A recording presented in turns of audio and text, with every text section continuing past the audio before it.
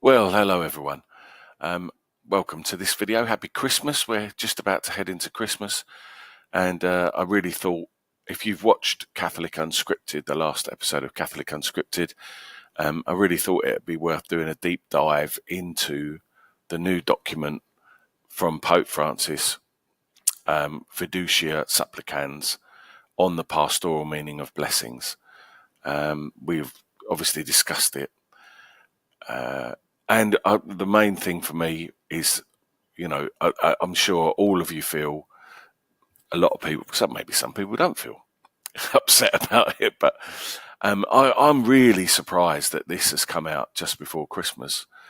It just seems so unfair. It seems like such a blow to the faithful that at Christmas, when we should be getting ready to celebrate the feast of the Incarnation of the Lord, thinking about the journey of Mary and Joseph, all the wonderful things about Christmas, and this Pope who really has just been a source of controversy for the last 10 years, constantly. His job is to affirm his brothers in the faith, and that he's done the opposite of that. And what we've seen here with this document is another political move. I think there's talk that basically part of the synod on synodality was a vote.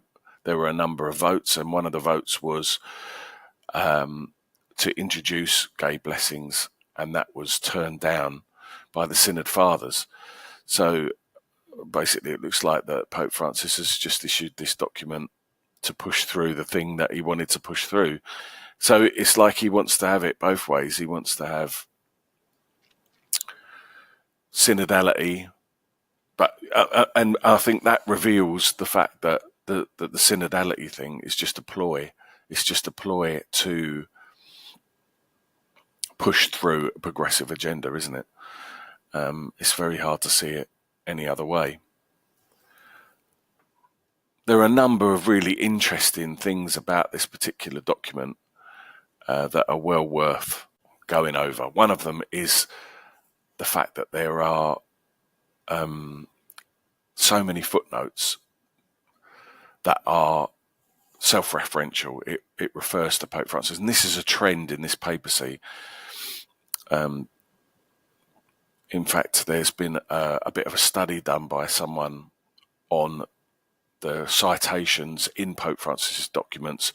I think Fratelli Tutti is the worst one, but I remember reading a more Laudato Si and being shocked by the fact that there were so many self-referential citations, and also the fact that where it did cite someone else, it was like local bishops' conferences, which seemed to be that move towards a sort of synodality or something like that.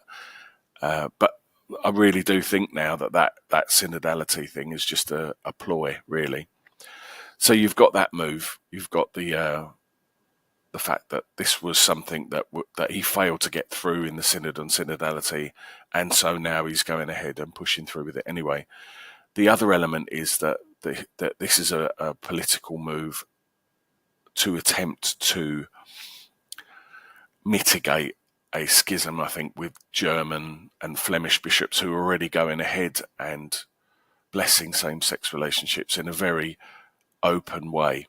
I thought there was an interesting synergy with what happened with communion in the hand, which was I'm sure that's a group of Flemish bishops who started to give Holy Communion in the hand, and the Church issued an indult to allow that rather than sort of excommunicate these guys for doing something that wasn't approved by the Church. I do think so.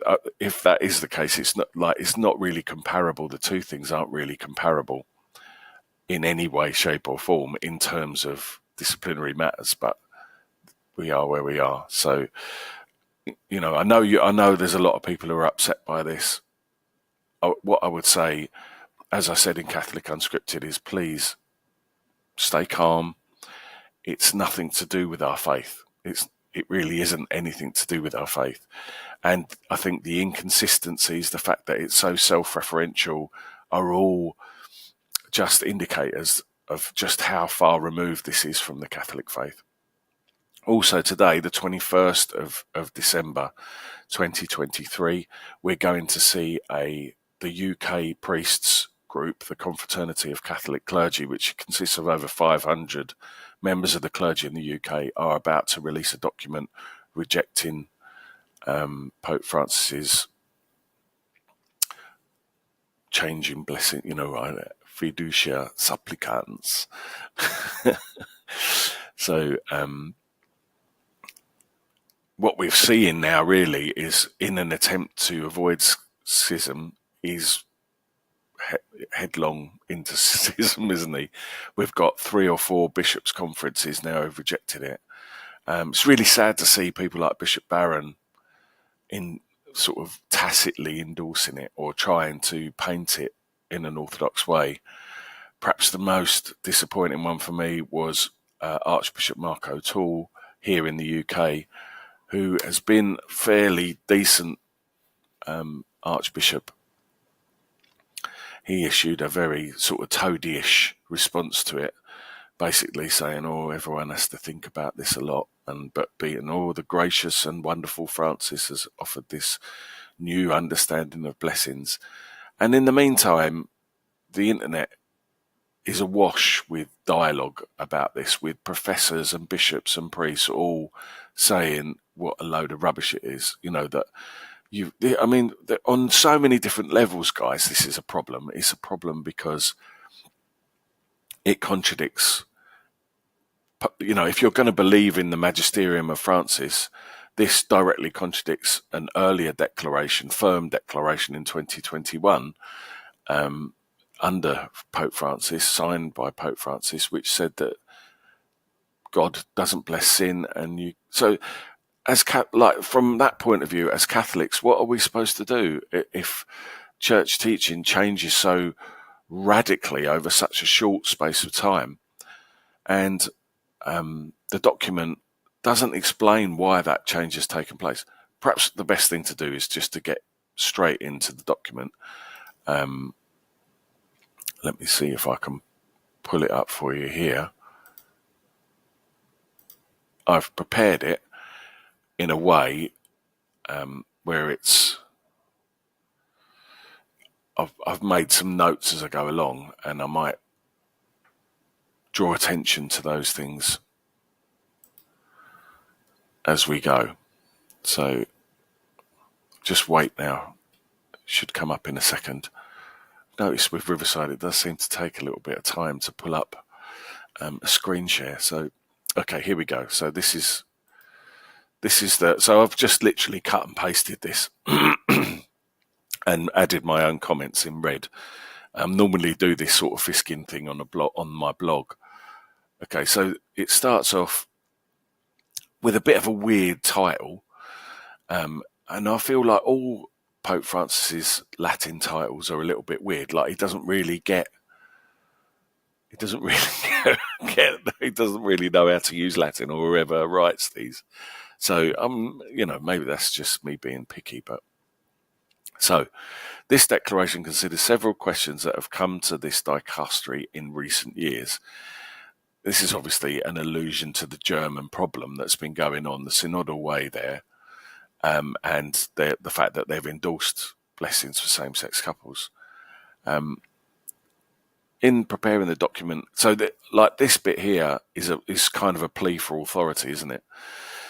In preparing the document, the dicastery, as is its practice, consulted experts, undertook a careful drafting process and discussed the text in the congressio of the doctrinal section of the dicastery. During that time, the document was discussed with the Holy Father. Finally, the text of the declaration was submitted to the Holy Father for his review. He approved it with his signature. So it's like saying that this is a bit rubbish, this document, but honestly, we've gone through all the proper process. That's very much how that reads to me. I don't know what you guys think. So this is Cardinal Tuccio Fernandez, who's the Pope's mate, and hasn't got he hasn't got any really good bona fides for theology. Quite the opposite, in fact. And his only qualification for this role seems to be that he's the Pope's buddy, and has been for a very long while. So Fernandez goes on. While the subject matter of this document was being studied, the Holy Father's response to the dubia of some cardinals was made known. That response provided important clarifications for this reflection and represents a decisive element for the work of the dicastery. Since the Roman Curia is primarily an instrument in the service of the successor of Peter, interesting, our work must foster, along with understanding of the Church's perennial doctrine, the reception of the Holy Father's teaching. The reception of the Holy Father's teaching. So it continues this trend of sort of deification of Francis. And if you put that together with the fact that there are no, that all the footnotes are referencing Francis, it kind of makes him some kind of primary source of revelation, which is deeply ironic because he deliberately undoes the work of his predecessors. Don't make any mistake about the fact that this is all about unwinding and rolling back the work done by Pope St. John Paul II and by Pope Benedict XVI. It's an undoing of the Christological anthropology, which is at the centre of Vatican II. Okay, the next bit. As with the Holy Father's above mentioned response to the dubia of two cardinals, this declaration remains firm on the tradition of the doctrine of marriage, not allowing any type of liturgical rite or blessing similar to liturgical rite that can create confusion. So that sums up the whole thing, right? That bit there. He's going to introduce a new type. The way that they're going to get around this, and it is just like a way that they're going to get around it, is by differentiating between different kinds of blessing, basically. The value of this document is that it offers a specific and innovative, look at that, innovative. It is saying it's an innovation to the pastoral meaning of blessings, permitting a broadening and enrichment of the classical understanding. And this is a red herring. I've had this confirmed by a moral theologian and a canon lawyer that this is just nonsense. There is no differentiation. Is closely linked to a liturgical perspective. Such theological reflection based on the pastoral vision of Pope Francis implies a real development. So this is your hat tip to Newman here, from what has been said about blessings in the magisterium and the official text of the Church. This explains why this text has taken on the typology of a declaration. So, okay, this is worrying as well, because he sort of put it as the highest level of document that he can. The last one was Dominus Jesus, 20 years ago, which is, I mean, the old documents, it doesn't seem that old to me, but it might do to you, but like Dominus Jesus is just a million miles away from this rubbish that we've got here from Fernandez. And this allusion to Newman here is the way, we've said this, if you've been watching Catholic Unscripted for months and months now, that you can see them alluding to Newman's development of doctrine, but by doing so, Fernandez shows that he doesn't understand what the development of doctrine. We have to say this publicly because, it's embarrassing that we've got people who are, putting themselves in I can't believe that Fernandez has got the bottle, frankly, given the amount of theology that he's got, to be putting out his opinion like this. He must be doing it in collusion with some other people, as if he knows what he's talking about. And, you can see from the people who've fist it, loads of people, like theologians and, lay people and professors, and they've just destroyed it because none of it makes any sense. It's casuistry. It's precisely in this context that one can understand the possibility of blessing couples in irregular situations and same-sex couples without officially violating their status and changing in any way the Church's perennial teaching on marriage.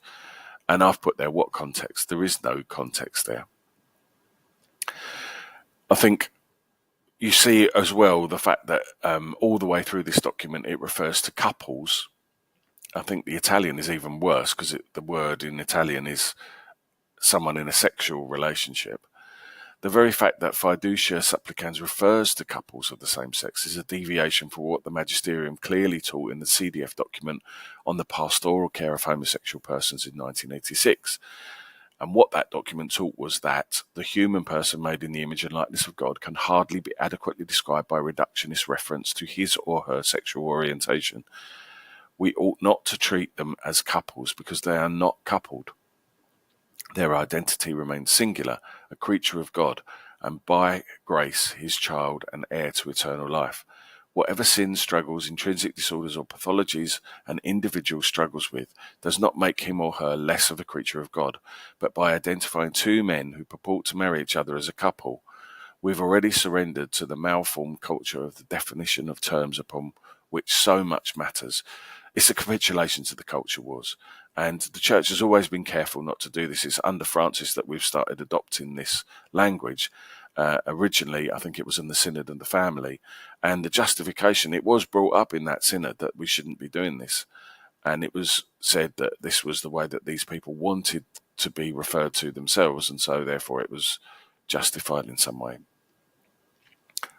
It's a slippery, it's just not proper anthropology. That's the problem. And so when I say this is an attack on Vatican II's anthropology, this is an example of that attack. Fernandez continues, this declaration is also intended as a tribute to the faithful people of God who worship the Lord with so many gestures of deep trust in his mercy and who, with his confidence, constantly come to seek a blessing from Mother Church. So you can see there that's a hat tip to the Sensus Fidei, which is the whole synodality project. They're trying to sort of validate changes with a, like a political vote or something like that. By saying that it's about majority, majority opinion wins.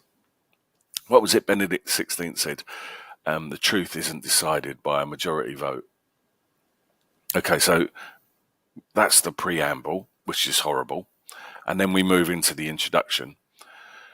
The supplication trust of the faithful people of God receives the gift of blessing that flows from the heart of Christ through his church. So one of the things I think Steve Skojec said that, you don't write a 45 paragraph document if nothing has changed. And so a lot of this is salad dressing, a lot of this is just stuff that he's saying it's casuistry. He's trying to sort of dress it up in theological language.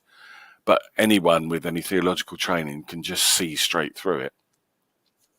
The great blessing of God is Jesus Christ. He's the great gift of God, his own Son. He is a blessing for all humanity, a blessing that has saved us all. He's the eternal Word, with whom the Father blessed us while we were still sinners. As St. Paul says, he's the Word made flesh offered for us on the cross. Encouraged by such great and consoling truth, the dicastery has considered several questions of both formal and informal nature about the possibility of blessing same-sex couples. So straight away there, look, it's about the possibility of blessing same-sex couples in light of Francis' fatherly and pastoral approach, which has banned Catholics from receiving the sacraments. It has thrown bishops out of their position without any justice. It has caused massive divisions and arguments among the faithful non-stop for the last 10 years. That's his fatherly and pastoral approach. As far as I'm concerned, and this is what he does to us at Christmas, like punches us in the face. That's literally how it feels. It's like a spiritual punch in the face. It's new clarifications of the response from the Congregation of Doctrine of Faith published on the 22nd of February 2021. So those cardinals were trying to avoid the publication. They were criticised at the time for not publishing the response. But I think what they were trying to do was avoid them being part of the magisterium. They were sort of trying to keep it private in that regard. I don't know how sensible that was. Probably not very sensible. But it makes you wonder if they know that this was potentially in the pipeline. The above-mentioned response elicited numerous and varied reactions. Some welcomed the clarity of the document. Did they? There was no clarity. the document. Yeah, I know several cardinals said that it wasn't very clear. And its consistency with the Church's perennial teaching, no. Others did not share the negative response it gave to the question, nor did not concern the formulation of its answer and the reasons provided in the attached explanatory note sufficient. So this is the one that said no, right? This one in 2021, right? Okay. This is basically the responsum that said a firm no to same-sex blessings. And so I might have mixed it up there. I think I was thinking it was the cardinals of the Jubia, but this was the German bishops put in this, can, the Church bless same-sex couples? And the Pope said no. But so the story then came out after that the guy who wrote that, who drafted that, was sacked. Although Francis did sign it, so he must have seen it. It's the usual chaos and confusion, isn't it? Okay. So yeah, that declaration was consistent with the Church's teaching. It gave to the question, did not consider the formulation of its answer and the reasons provided in the attached explanation to be sufficiently clear. So they're saying it lacked clarity. So I think that what he's doing there is he's providing an excuse for having to for having to contradict the previous teaching. I mean, it just makes a joke of the magisterium, doesn't it? If you've got a couple of years later, you've got the same Pope reversing his decision, basically. It undermines, and this is one of the things I've been saying from the beginning, is how much, I don't know if people realise the damage that Pope Francis is doing to the office of Peter. Because you've got Gavin Ortland, for example, who's an evangelical pastor, releasing a video. He's now more Catholic than the Pope. It's just ridiculous.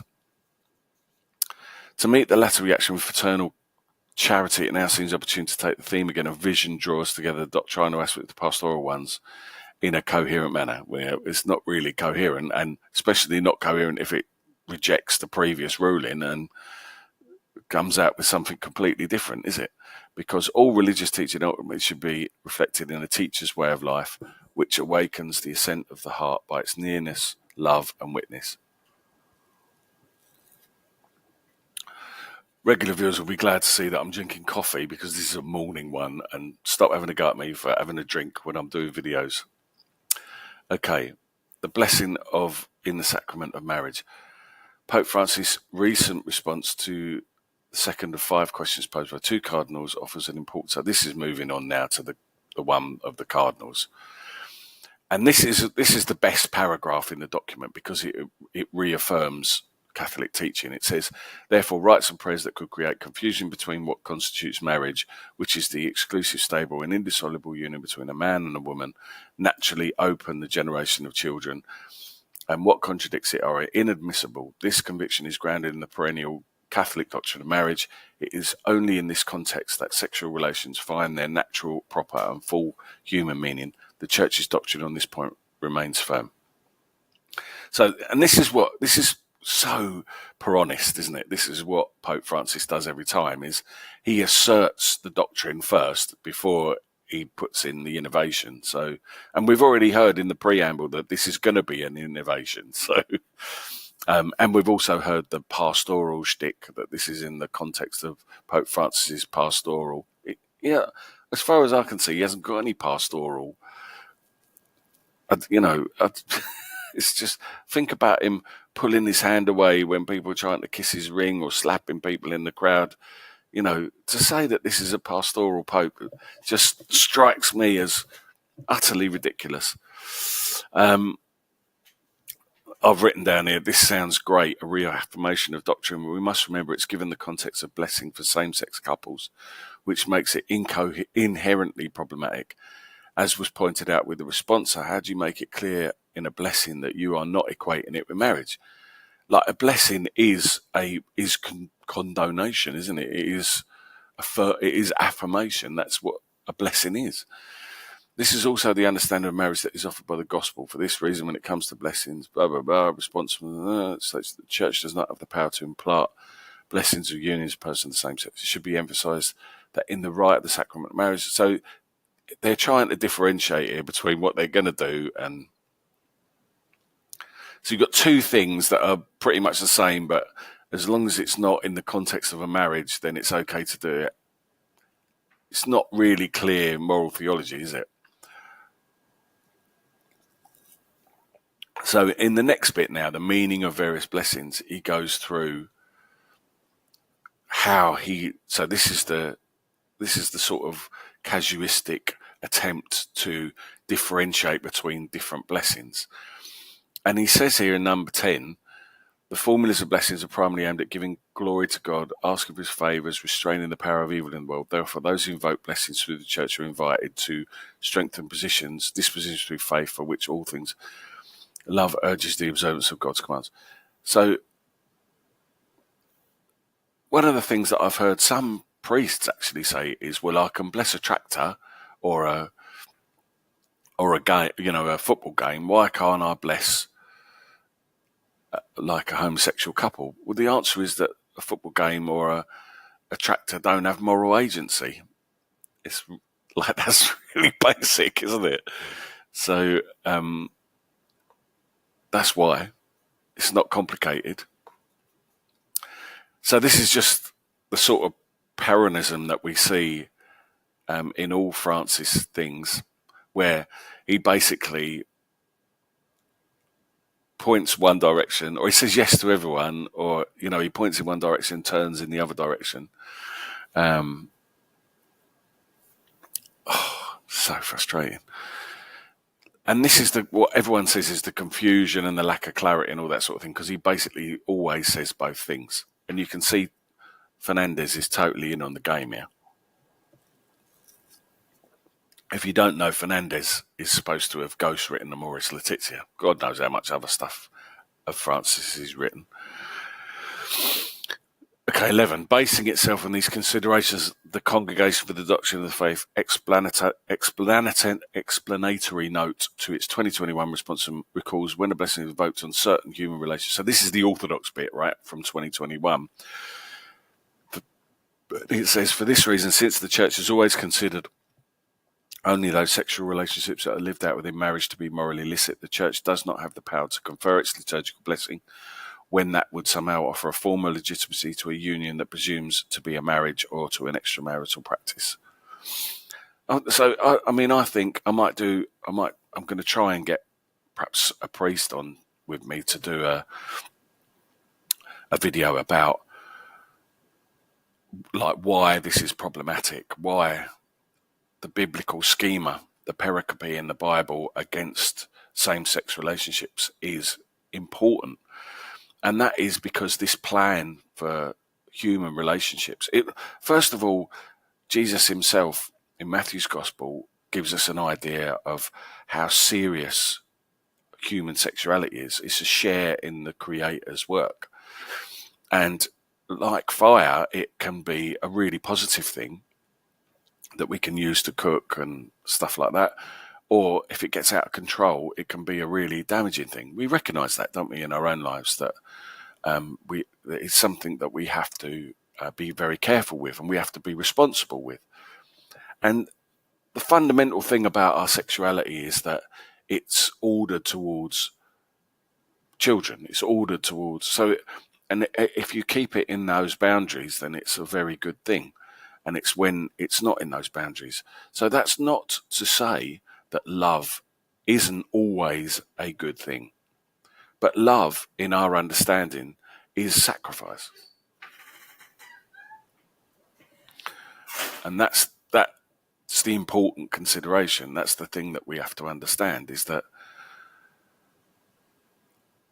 love isn't like it's good, always good to love someone, but loving someone means putting that person first. It doesn't mean using them as an object. And any sexual act and this includes masturbation as well, that's onanist, that's sort of turned in on itself, is a perversion of that, of what that gift of our sexuality is for.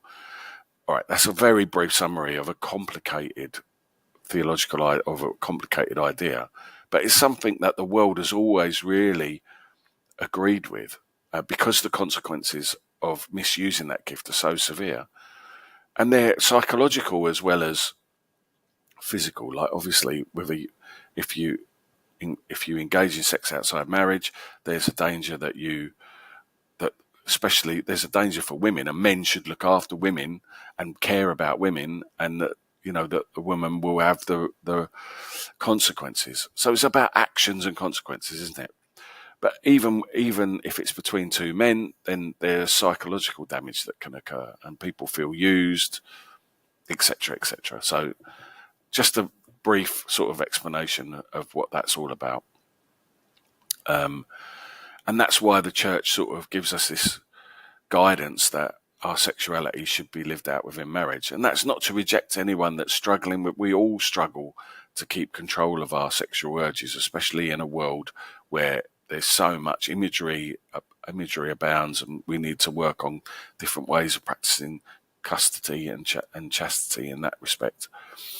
And that's not to say that sexuality isn't a great gift. It certainly is a great gift and a wonderful thing, but it's so much more powerful within a marriage. And so that's an important thing to say. And this is the beauty of Catholic teaching, I think, and what we should be saying to the world, and not muddying it and confusing it like that. So you can see my little note here on 11 is this is all good, but it's clearly an attempt to say yes to doctrine while changing the rules at the same time. So number 12, one must also avoid the risk of reducing the meaning of blessings to this point of view alone, for it would lead us to expect the same moral conditions for a simple blessing that are called for in the reception of the sacraments. Such risk requires that we broaden this perspective further. Indeed, there's a danger that pastoral gesture that is so beloved and widespread will be subjected to too many moral prerequisites. So this is how he's smuggling it in, which under the claim of control could overshadow the unconditional power of God's love that forms the basis of gesture for blessing. So basically he goes on to say here that we shouldn't ask any questions when people ask us for blessings. Precisely in this regard, Pope Francis urged us not to lose pastoral charity, which should permeate all our decisions and avoid us being judges who only deny, reject and exclude. Let us respond to the Holy Father's proposal by developing a deeper understanding of blessings. Right, so he goes on with these few little selected bits from the Bible. I've put in a note here of one passage in Scripture where sin blocks a blessing. So, and that seems to be left out of this.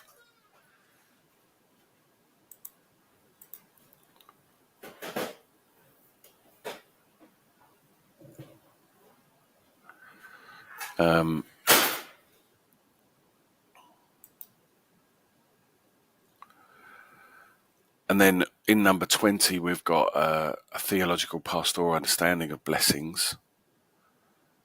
I'm trying to find the bit where it says, right, I think this is it in 21. So in 20, to seek a blessing in the church is acknowledge that the life of the church springs in the womb of God's mercy and helps us to move forward, live better. I've put is it seeking affirmation? It's presupposing a lot, isn't it? Like, and this is the way that he sort of does things. He sets up a false example, and then it's like an answer seeking a question all the way through this. I'm just trying to find that bit. It's really in order. I think it's in this bit here. The bit about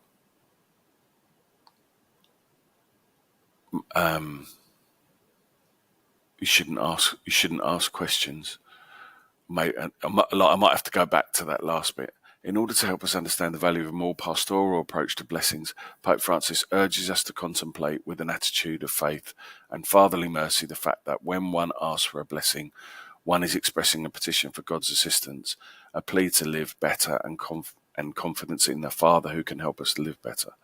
This request should be in every way be valued, accompanied and received with gratitude. People who come spontaneously for a blessing show this by their sincere openness to transcendence, the confidence of their hearts that you do not trust in their own strength alone, and their desire to break out of the narrow confines of this world, enclosed in its limitations. So I've put, you cannot, and I think this is the main observation. How can you know that? How can you know what they're thinking or what their motivation is? You can say what it should be and what a blessing conveys, but homosexuality is outside of God's plan for sexual relationships, which must be ordered to life. It takes great courage to live out this life in fidelity to the gospel, and same-sex attracted people need great charity, love, and encouragement to do so. Those who have fully embraced homosexuality have broadly long rejected the gospel. Why would they be seeking a blessing? Surely a blessing would form a valuable part of ongoing pastoral care in guiding someone away from a homosexual lifestyle and towards fidelity to the gospel. Perhaps I'll go back and do the other bit now before I get too far away from it. I can't find it now. But this is a blessing. It must be this bit here.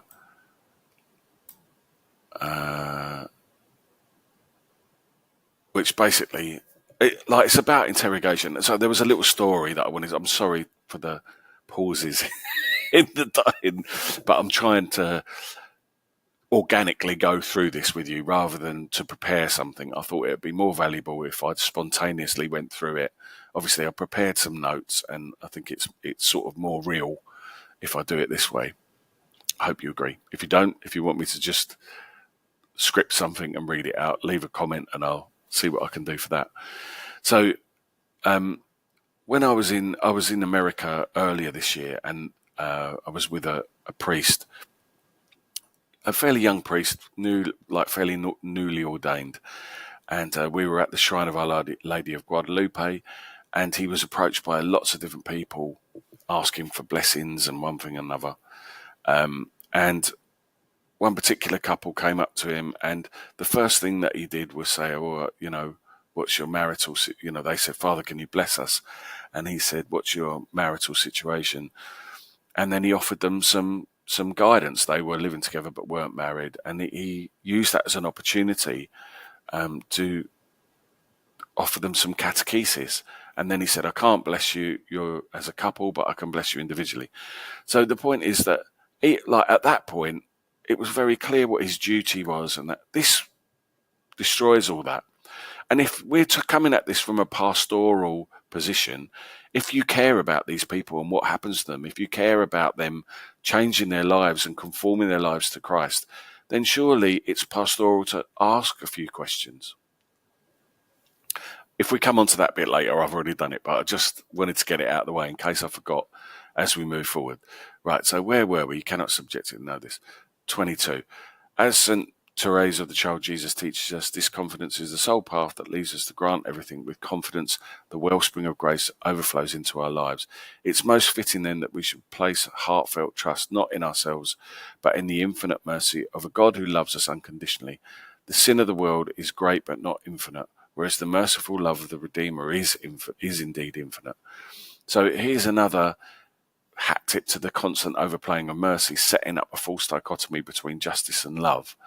And this is a game that we've seen played so often now by Pope Francis, and it only really demonstrates a poor theological grasp of the basic message of Revelation, the basic idea of metanoia, which is to turn ourselves and become disciples of Jesus, the call to holiness, which Francis seems to totally deny from everything. And he constantly seems to be trying to downplay the relevance of sin and repentance. I mean, and then he's calling people to come to confession, but he sees confession as a seat of mercy. So, I mean, you tell me, I don't know. One thing it's not is clear. Whatever way you look at it, it's not clear, is it? Right, I've got a phone call now, so I'll have to deal with that and then come back. Number 24. From the point of view of pastoral care, blessings should be evaluated as acts of devotion that are external to the celebration of the Holy Eucharist and other sacraments. Indeed, the rhythm, course, and theological emphasis of popular piety differ from those of the corresponding liturgical action. For this reason, pious practices must conserve their proper style, simplicity, and language, and attempts to impose forms of liturgical celebration are always to be avoided. It's just a false dichotomy. It's so much nonsense. You can't differentiate between liturgical and spontaneous blessings. It's just employed as, it's just a smokescreen that they've employed. The Church, moreover, must shy away from resting its pastoral practice on the fixed nature of certain kinds of doctrinal disciplinary script schemes. Where does he get this stuff from? Why? There's no explanation for any of this stuff. It's just, this is what we must do. Like, how dare you, really? The lack of humility, the hubris is extraordinary, especially when they lead to a narcissistic and authoritarian elitism. Where is this narcissistic and authoritarian elitism? I can't say I've ever experienced it, whereby instead of evangelizing, I thought we weren't allowed to do that. One analyzes and classifies others, and instead of opening the door to grace, one exhausts his or her energies in inspecting and verifying. So this is the bit where the story about the couple in Guadalupe, I was going to tell that. That's when people ask for a blessing, an exhaustive and moral analysis should not be placed as a precondition for conferring it.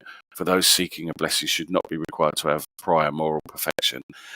And this speaks to his whole sort of approach to sin, doesn't it? It's like, it's so depressing as a Catholic, because it's not just this. If you think about abortion and his Pope Francis's fight against, the 1 Corinthians passage about, receiving the body and blood of Christ were in a worthy manner, which has always been the Church's teaching. And now you can advocate for killing unborn children, and Pope Francis thinks you should not be stopped for going to Holy Communion. And it's the lack of catechesis that implies. It's it's like he's saying, it's like nothing matters. It's like so there's no moral compass in the Church. This is the guy who's the head of the Church. It's like does he not understand? Or if he does understand, he just doesn't like it.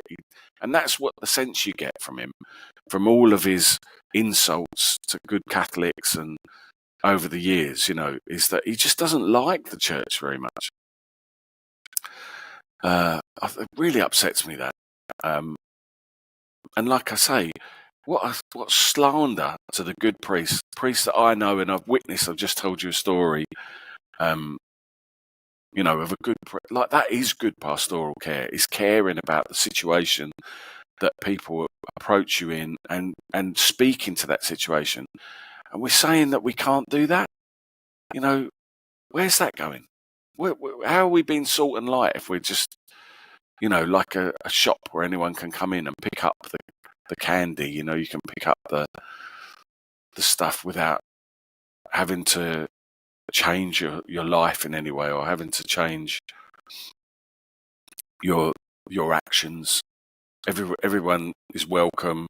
That's not the gospel. I'm sorry, that's just not the gospel. My notes here, I've said, rather than an exhaustive moral analysis, which appears to be a shorthand for don't ask, don't tell. So this is surely just good pastoral practice, to inquire in love about a situation you're being asked to affirm. And that's the story there of the priest. Father Christopher's approach struck me as an extremely generous and pastoral one. The Pope works under the pretense of a pastoral approach, but he is clearly no more than a pretense, an excuse for gay blessings. Number 26. In this perspective, the Holy Father's Resputus. It's interesting. That's Spanish. So instead of responsa, he's using. There's a few mistakes in this, but I'm not going to be petty and pull them all out. Invite discernment concerning the possibility of forms of blessing requested by one or more persons. Do not convey. It's just shut up, Fernandez. It's rubbish.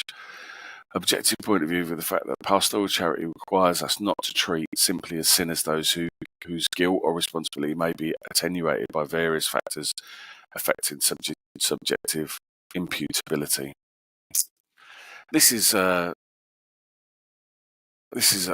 doctrine called fundamental option, which is something that was dealt with in Veritatis Splendor, which says that somewhere deep in your soul you make a decision for or against God, and that's what matters, not actions. And that speaks against the whole catechism. So, I mean, if you understand what he's doing here, it's either massive ignorance or a deliberate attack on the church, It's like liberal Protestantism. It's not even Protestantism. As I said, Gavin Ortland put out a video yesterday in which he, sort of talking about this document. He's an evangelical pastor who's debated people like Trent Horn, and he's genuine. He's a genuine guy, genuine disciple of Christ. Someone I think who's intellectually sound, and he sounds more Catholic than the Pope at this point, which is horrendous. I get this about not turning away from people who are seeking repentance and want to be reconciled. But first you have to recognise that you need to change, and that involves conviction. You have to be convicted. You have to feel your heart is convicted that you want to change and be more like Jesus, or the way that Jesus asks you to be. 27. In the Catechesis cited at the beginning of this declaration, Pope Francis proposed a description of this kind of blessing that is offered to all without requiring anything. It's worth reading these words with an open heart, for they can help us grow. It's like the Mormons, isn't it? Read this with an open heart, and it's God who blesses in the first page of the Bible.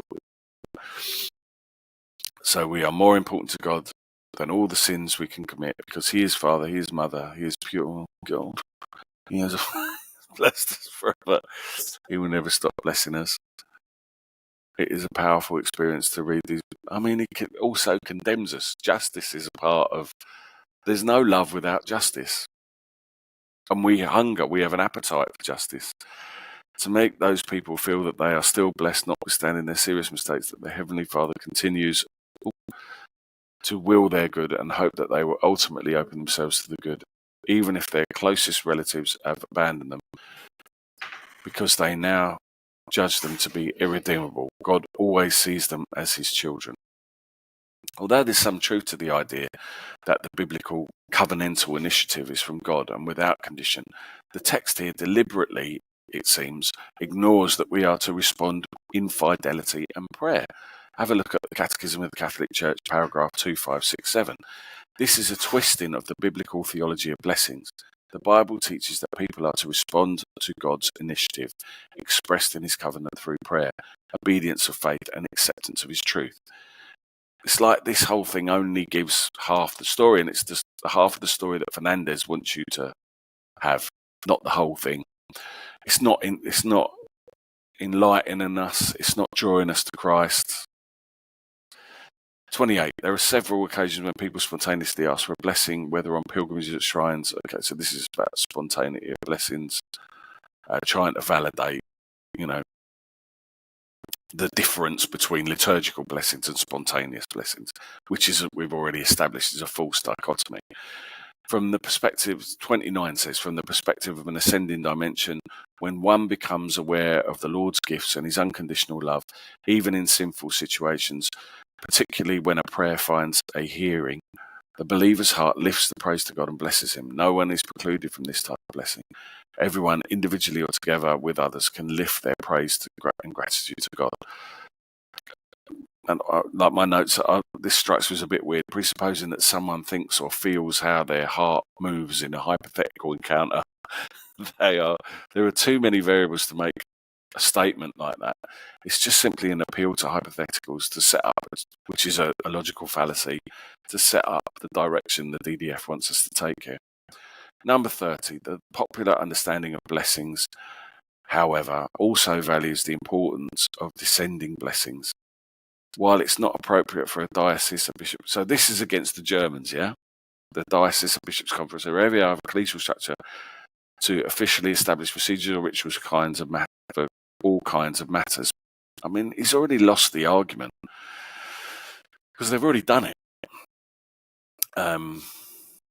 I think I did. Did I do another video on it? There's where's the place? Bats? Is it? No, not Batsing. That's a guy's name. But there is a. I did a blog on it. Definitely, there is another bishop who has already written. He's made procedures. So this is bolting the gate after the horse has well and truly bolted, and not doing anything about. Not taking any action against it, and especially when you juxtapose it against his draconian actions against the bishop in Puerto Rico, the bishop of Tyler, Texas, where there's no justice. He just removes them from position and they're just being faithful. It's just atrocious. These guys are still in place. So then we move on to, do you want me to read this bit? Number 30. Oh, here we go again. Another phone call. So, moving on then to section 3, blessings of couples in irregular situations and of couples of the same sex. So obviously it also involves irregular situations, but I mean, we all know what it's about, that the agenda is all about blessings of the same sex. So this is great, right? Within the horizon outlined here appears the possibility of blessings for couples in irregular situations. And what? Does it? What? Where does that? Where's the horizon and what has appeared from where? I don't think that's just total non sequitur there. So, and this is the problematic bit, sort of from 31 onward, really. The form of which, well, I mean, I've just said that all of it's problematic, haven't I? So, like in paragraph 4, obviously, there's the sound bit. So this is what it says. The form of which should not be fixed ritually by ecclesial authorities to avoid producing confusion with the blessing proper to the sacrament of marriage. In such cases, a blessing may be imparted, but not only has an ascending value, but also involves the invocation of a blessing that descends from God upon those who, recognizing themselves to be destitute and in need of his help, do not claim a legitimization of their own status, but who beg that all is true, good, and humanly valid in their lives and their relationships be enriched, healed, and elevated by the presence of the Holy Spirit.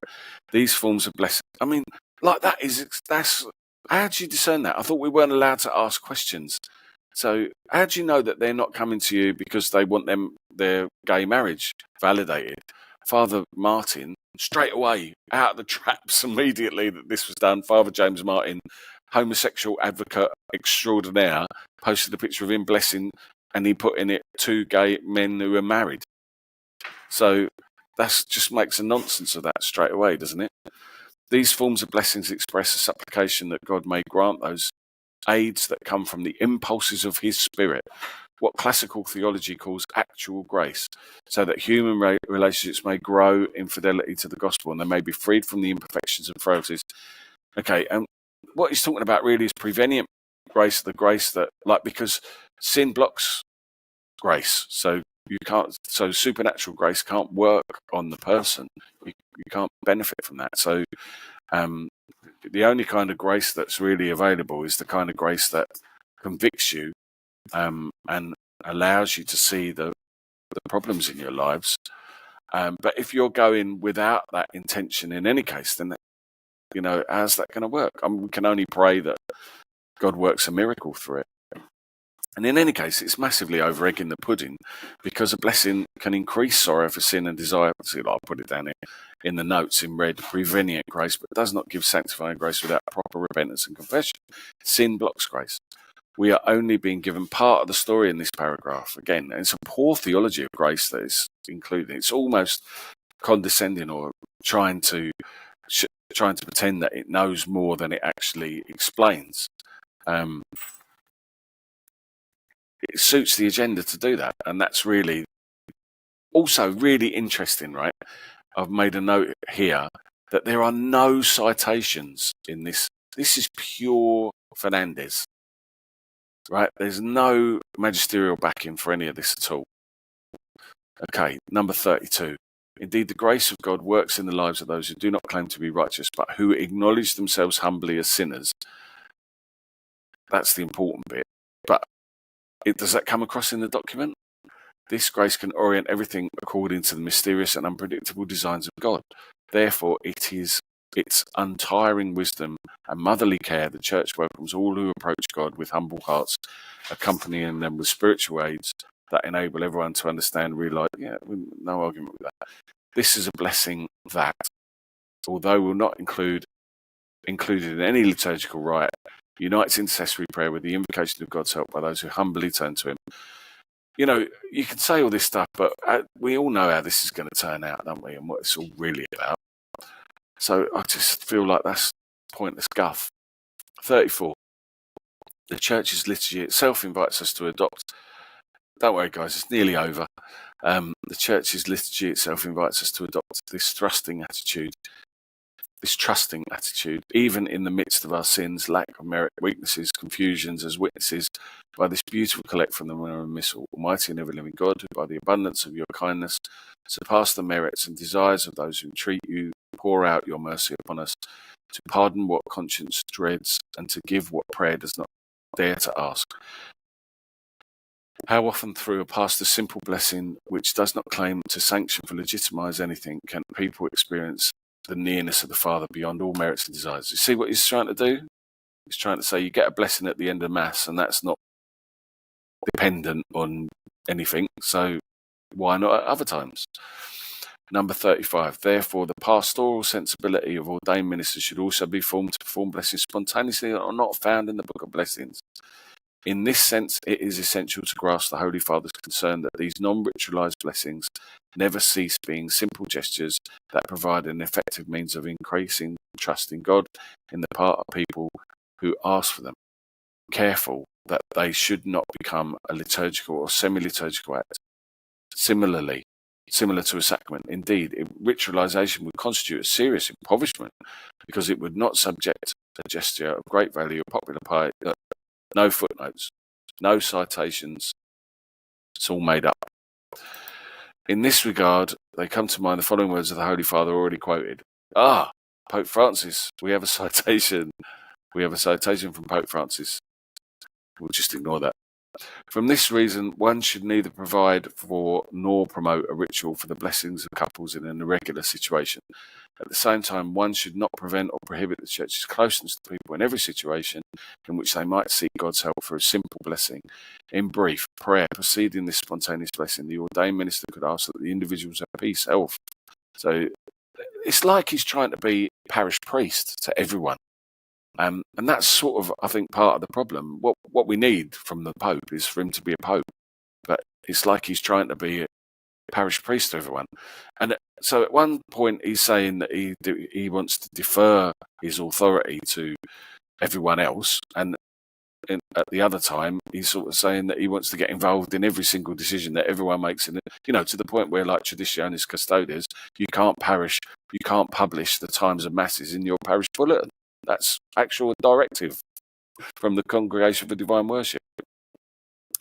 39. In any case, precisely to avoid any form of confusion or scandal, too late, mate, when the prayer of blessing is requested by a couple in an irregular situation, even though it is expressed outside the rites prescribed by the liturgical books, this blessing should never be imparted in concurrence with the ceremonies of civil union. Yeah, it's just rubbish. It's not going to happen. It's just... But this is why people are saying that it doesn't contradict church teaching, yeah? This is the argument that Fernandez has put together. Such a blessing may instead find its place in other contexts, such as a visit to a shrine, a meeting. That's funny because that's the exact story I told earlier, isn't it? A meeting with a priest, a prayer to recite a group, or during a pilgrimage. Indeed, through these blessings that are given, not through the ritual forms proper to the liturgy, but as an expression of the Church's paternal heart, similar to those that emanate from the core of popular piety. There is no intention to legitimize anything, but rather to open one's life to God, ask for his help to live better, and also to him. But I mean, that's a lovely sentiment, but that's not how this is going to be used. And already we saw that straight away with Father James Martin. 41. What has been said in this declaration regarding blessing same-sex couples is a sufficient guide to the prudent and fatherly discernment or ordained ministers in this regard. Thus, beyond the guidance provided above, no further responses shall be expected about possible ways to regulate details or practicalities regarding blessings of this type. 42. The Church continues to lift up those prayers, supplications to Christ who so loud tears cry to earth, and which enjoy a special efficacy for this reason, in this way only, not by charity, example, works, penance, prayer that does the ecclesial community exercise a true maternal function in bringing souls to Christ. The Church is thus the sacrament of God's infinite love. Therefore, even when a person's relationship with God is clouded by sin, he can always ask for blessing, stretching out his hand to God, as Peter did in the storm when he cried out to Jesus, "Save me." Indeed, desiring and receiving a blessing can be the possible good in some situations. Don't disagree with that. Pope Francis reminds us that a small step in the midst of great limitations can be more pleasing to God than the life which appears outwardly in order but moves through the day without confronting great difficulties. Don't agree with any of that.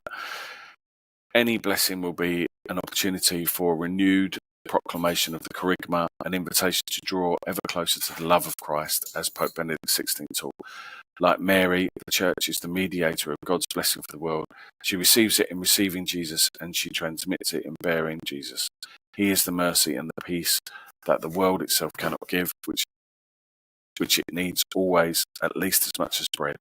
Taking the above points into account, following the authoritative teaching of Pope Francis, this dicastery finally wishes to recall that the root of Christian meekness is the ability to feel blessed and the ability to bless. This world needs blessings, and we can give blessings and receive blessings. The Father loves us, and the only thing that remains for us is the joy of blessing him and the joy of thanking him and of learning from him to bless. In this way, every brother and every sister will be able to feel that the Church, they're always pilgrims, always beggars, always loved, and despite everything, always blessed. And they're beautiful sentiments to end it with. But I don't think that if that's the case, this isn't needed, because the Church, that's always been what's gone on. And obviously, as was set up at the beginning, this is a change. This is an innovation. That's what Fernandez calls it. So, what do you do? What do you do? So the other thing that I kind of thought would be useful on the back of this is to talk about, there's a brilliant, I don't know if you know Professor Larry Schapp, as a retired professor of theology, but he's written this excellent piece in Catholic World Report, which you can read. There's some brilliant bits in it, particularly, let me see if I can find it, about blessings, about the thing. So the document is just the latest in a line of confusing texts in an already confusing papacy. Now, this guy is a ressourcement guy, right? He is a Vatican II guy. And, he's very clear about the problems in the Franciscan pontificate, and he's got great credentials, yeah? And he also speaks sense. So, he says here, why is this document needed at all?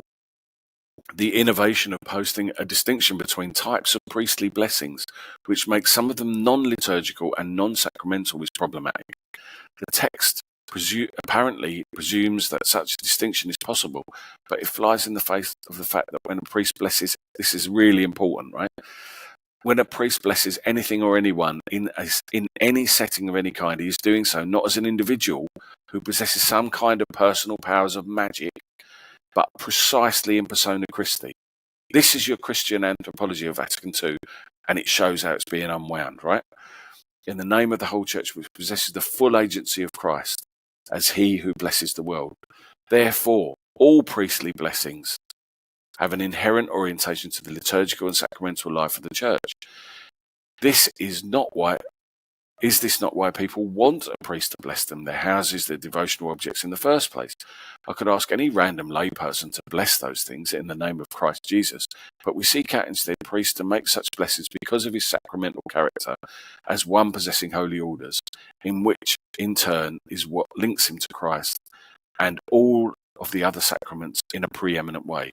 In other words, we seek out priestly blessings because we rightly sense the full weight of the Church in all her sacramental glory behind those blessings.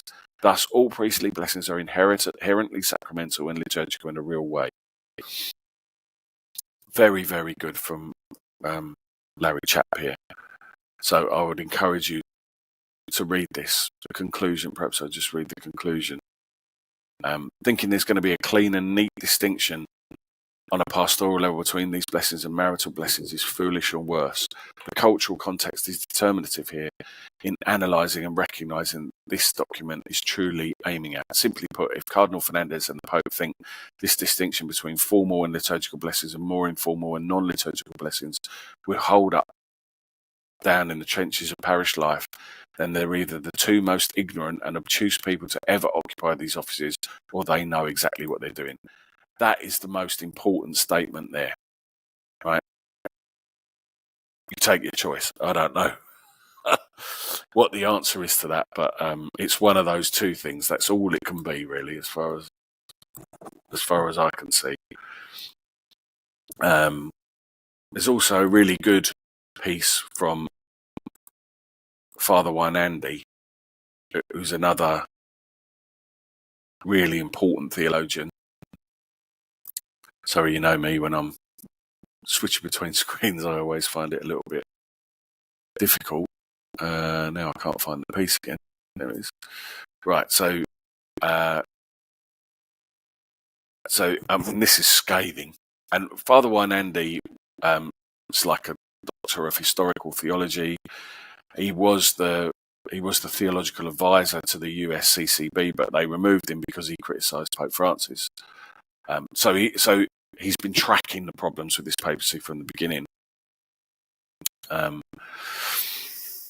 And like he goes for it in the sense of, like John Henry Newman in this paragraph here, it's been offered a development of doctrine in keeping with Pope Francis' pastoral vision. St. John Henry Newman provides criteria for judging what is true and what is erroneous to doctrinal development of corruption. His conclusion is a thesis. What he says here is a thesis that Newman didn't consider, but Newman presumed that all pontifical teaching or teaching from bishops concerning doctrine and morals is magisterial, and Wynandy proposes that pontifical teaching or teaching from bishops that overtly and deliberately contradicts the perennial teaching of previous councils and pontiffs is not magisterial teaching, precisely because it does not accord with past magisterial doctrinal teaching.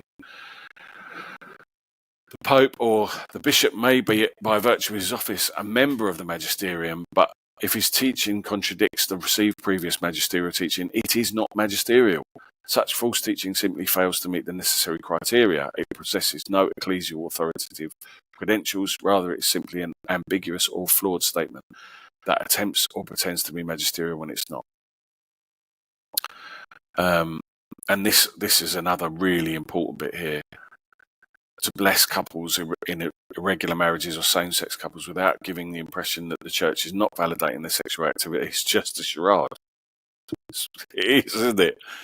All those present at such blessings know without a doubt that such relationships are sexual in nature. No one is fooled. Actually, they are rejoicing that such sexual relations are being blessed. That's the point of the blessing. It's not their sexual abstinence being blessed, but their sexual indulgence. So very good there from Wynandy in the Catholic thing. You can have a look at that if you get a chance. Okay, I think I've kept you for long enough. Thank you very much. What I was intending to do there was to actually walk through the document with you. So if you haven't read it, if you don't know where to find it, there you go. You've gone through it now. You've seen the actual text, and I've tried to give you some context. I think what really frightens me is the fact that I've heard from loads of priests, as I say, the Confraternity of Catholic Clergy should be making a declaration today about it. And there's, if you understand the pastoral problems that this is going to provoke, it's just terrifying. So please pray for our priests. Don't let this be a cause of scandal for you. Like, it is scandalous, and we've got to talk about it because, you know, it's just, what the Pope has done here is scandalous. What he's attempting to do, and it's just continuation of the car crash that this papacy, the lack of clarity, the confusion, you know, it's just awful. we'd be much better off. I don't know if you remember the young Pope with Jude Law. It was on the telly, where you get a young guy coming into the papacy who just declares himself Pius the 13th, and shuts out the Vatican, shuts out the media, and just gets on. I think that would be a much better way forward for the papacy in lots of respects if we just had a Pope who didn't speak on every single thing, didn't come out with all this stuff, relied on the magisterium that exists, on going back through the teaching that's there, instead of just adding to it, Pope Francis added pages and pages of his own stuff, and I'm not sure any of it's of any use, really. So look, Christmas is coming. Let's focus on that. Let's focus on the Feast of the Incarnation. Unfortunately, we've had this massive blow before Christmas, but it doesn't affect our faith in Jesus. Be a disciple. That's what we're being called to be. So let's focus on that. Say our prayers, go to Mass, enjoy the beautiful celebration of the great gift of the Incarnation, the utter immanence of God, Emmanuel, God with us. So let's focus on that, guys. God bless you all. Have a great Christmas. If I don't see you beforehand, please do like and subscribe and all that stuff if you get a chance. And let me know if you want me to do anything in particular. I'll do my best to do it. God bless. See you soon.